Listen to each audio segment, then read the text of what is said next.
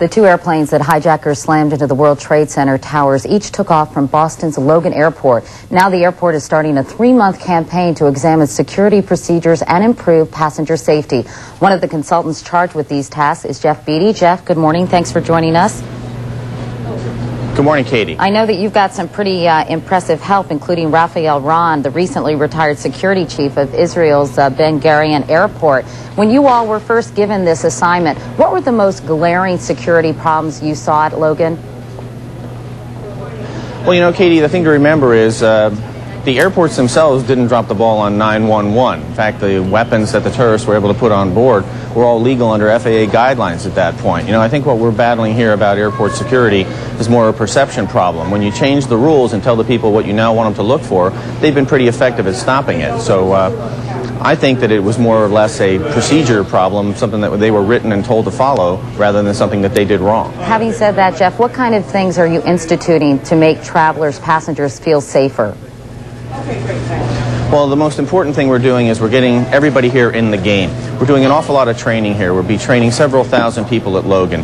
As you look behind me right now, you'll see the people starting to queue up to go out on their flights this morning. One of the things that Logan's done is taken their public information people that you see here.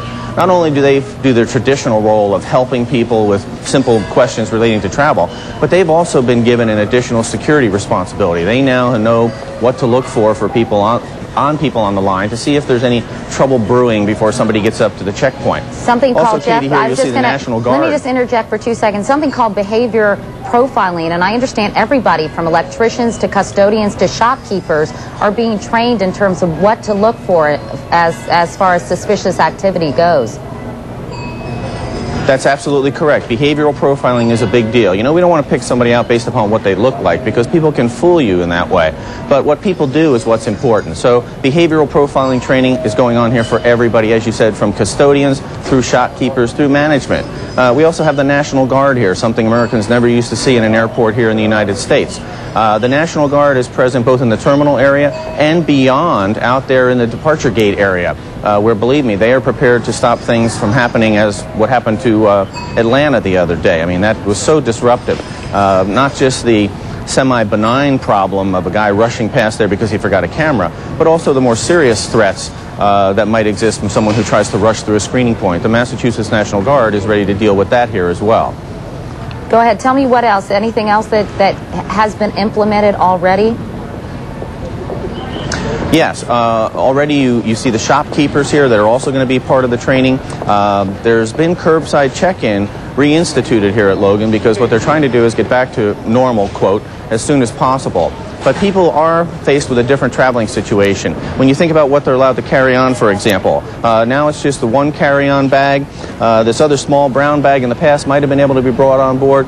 We're not going to allow that to happen anymore. We want to be able to speed people through the screening points, and when you allow people to take 2+ bags through the screening point, that slows them down. Also, makes the security job more difficult. Also, bomb-sniffing dogs?